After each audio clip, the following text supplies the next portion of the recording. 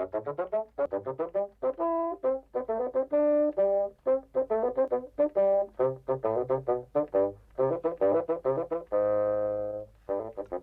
so very long ago, in the top left-hand corner of Wales, there was a railway. It wasn't a very long railway or a very important railway, but it was called the Merioneth and Llantysilio Rail Traction Company Limited, and it was all there was. And in a shed, in a siding, at the end of the railway, lived the locomotive of the Merioneth and Llantysilio Rail Traction Company Limited, which was a long name for a little engine, so his friends just called him Ivor.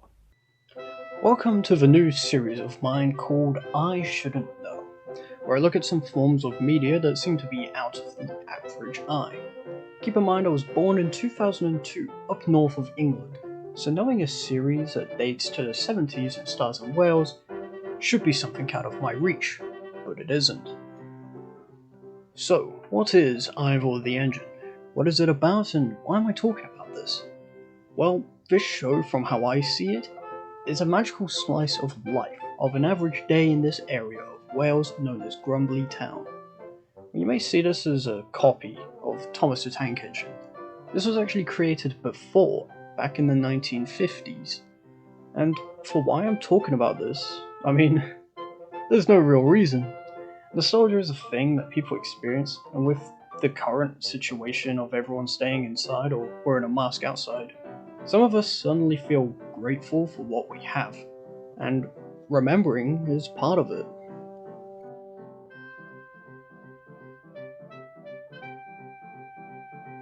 What can I say? It's made from paper, also known as Cutout Animation. This type of animation formed in just before 1917, but an example is by Lot Reininger, who created The Adventures of Prince Ahmed in 1926, one of the oldest surviving animations out there. Other examples of cutout animations include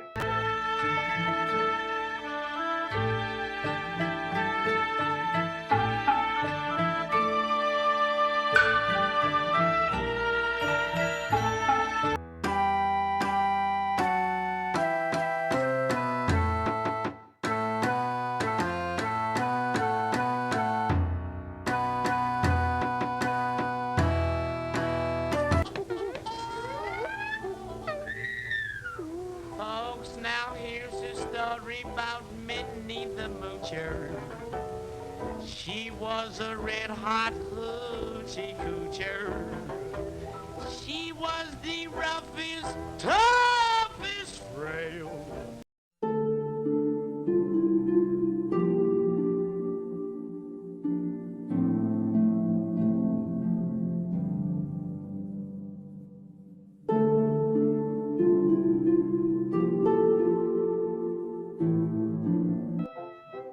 Notice how it shows Betty Boop? That is a purposeful mistake to tell you that I could say anything and you could take my word on it. In terms of animation, I wouldn't doubt cutout being used in Betty Boop. However, the prime animation style for that is rubber hosing and occasional rotoscoping. Don't worry, Betty will get her turn soon enough. With all involved, I believe that this animation style has been revolutionary, making each frame important, avoiding any lacking details that could hinder how the end result of a project can be perceived. I would even go out of my way and say that this takes more effort compared to today's modern computer graphic animations, where tools such as tweens can assist with work. And for Ivor, it's charming. A strange new word to use, yes, but I believe that this is true magic, and where it's essentially moving art, each piece looking beautiful with each scene always feeling fresh and new. The characters are what make Ivor the Engine a brilliant show, such as Jones the Steam, who is Ivor's driver, and our other protagonist, a calm collected railway staff member, more respectable and more respectful than most in today's rail systems. He's always cheery with funny comments where he can make them. He's doing what he can to help everyone. An example is in the episode Bluebell, where he assists Bluebell the donkey with putting her on the carriage given by the gold miner Meredith Dinwiddie. Aside from helping people, he is essentially that time's interpretation of Amazon, helping certain deliveries, like Mrs. Porty's hat. Ivor is the name I'll probably say the most in this video. He is pure magic. He has no face, but he conveys emotion in different ways, such as using his whistle not only to speak, but play bass in the Grumbly and District Choral Society, alongside having the ability to cry via his windows. Now, another question that could be asked is, how does Ivor see anything? In the episode The Cuckoo Clock, Ivor prevents Jones's steam from running over a bird's nest, and that right there is why I say Ivor is pure magic. Idris is a dragon, not just any dragon, but a heraldic Welsh, the species that is on the flag of Wales. He has a part in the choir as well. Idris has started a family with Olwen, and his twins Guyan and Bloodwen. Die Station is a stern station master, ranting on about regulations when they are being ignored, but he has a soft side for fishing and relaxing, even having Jones join him. Not for fishing, however, most of the time, Die will be checking his rulebook, and will always get upset when Ivor goes off on his own, for the engine needs to be at the station awaiting orders. Now, there are some more characters I'd love to mention, such as Evans the Song, Bluebell, Alice and Barney, but for episodes, they show up less than the others. There are some personal favourites of mine I'd like to talk about. The Railway is the first episode, showing the simple life that Jones the Steam lives working at the railway, doing deliveries with Ivor, picking up what's needed at the station and anywhere else, such as Pew's Pit and Grumbly's Gasworks. It's a simple episode, establishing everything perfectly. Simple characters, simple day, simple jobs, and simple life. It ends with the choir, and that concludes the day.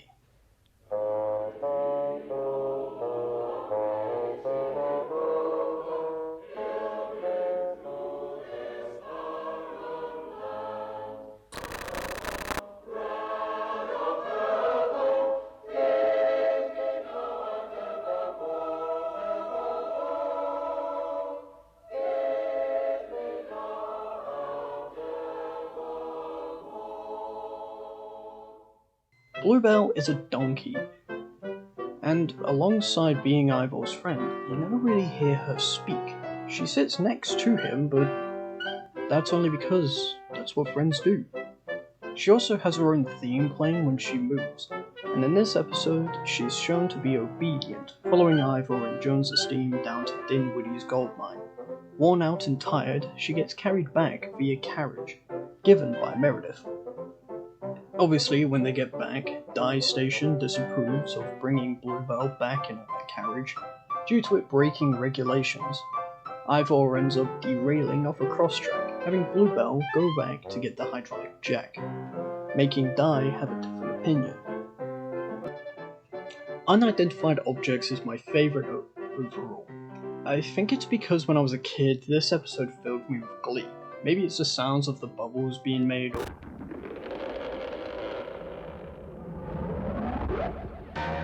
the fact that they're up in the sky.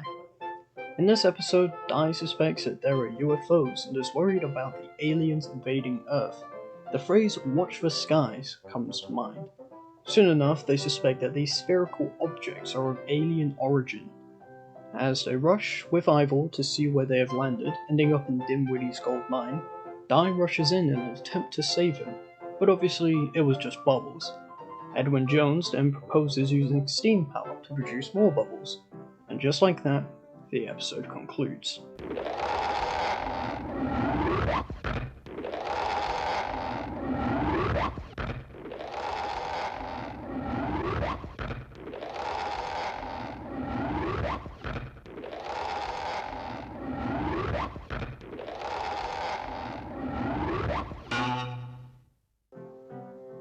The dragon starts the episode like usual, taking out deliveries until they run by Smoke Hill, finally producing smoke. Edwin explores it and pulls out a red-hot rugby ball-like thing. They bring it back to Mr. Dinwiddie to see if he knows what it is. They are all puzzled and are instructed to take it back, but they don't want to be late for choir practice, so they keep it in Ivor's firebox. The choir sings, but an additional voice joins in at some point. Evans the song requests to know who is singing, and out of the top of Ivor, a dragon appears. It's Idris, requesting if Evans knows Land of My Fathers. It's a marvellous song to hear. The day after, Jones the Steam greets Idris to die, but obviously he goes on about regulations with livestock. He proposes a wooden box and Idris naturally sets it on fire.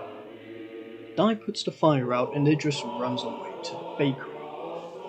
Eli shows them a bike with a stove and they return it to the station and go to choir practice.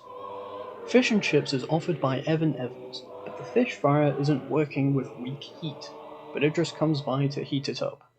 They eat and read the newspaper that dragon sightings have come about and a member of the Antiquarian Society will be wanting to find it. Jones is afraid and tells the truth, but isn't trusted when he requests Ivor to vouch for him, but he doesn't speak. Idris is eventually found again sleeping in Smoke Hill. Retirement is the final episode, starting off with the choir singing. Idris before this episode has a family, and Smoke Hill stopped producing heat. Thanks to a turnabout with the Antiquarian Society, they have kept it hot with gas, but it was powered by half-crowns, which is running out since it's no longer a viable currency. Jones attempts to talk to Mrs. Griffiths by himself, having Idris and his family staying with Ivor, but Guy and Bloodwind go explore the town. And they come upon St. George slaying the dragon. It was too much for them. They are children and thought it was an active issue, and set fire upon it. But being made of bronze, it remains intact. Mrs. Griff sees this and refused to help the dragons anymore, discontinuing Smoke Hill's heat, and she wanted to put them in a zoo, but Dinwiddie has a plan to create an area for the dragons to live underground, keeping them safe and away from the Antiquarian Society. They keep their whereabouts secret with them too, Die Station and Ivor. When choir practice happens, you can hear another voice adding to them all. And just like that, the episode ends.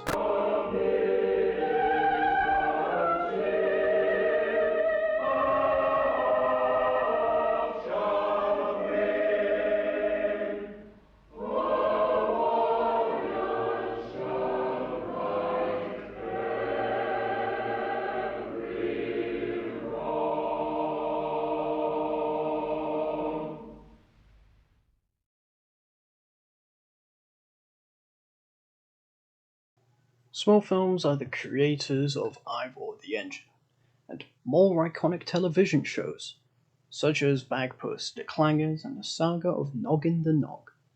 They've all been successful on TV and have their own uniqueness to them.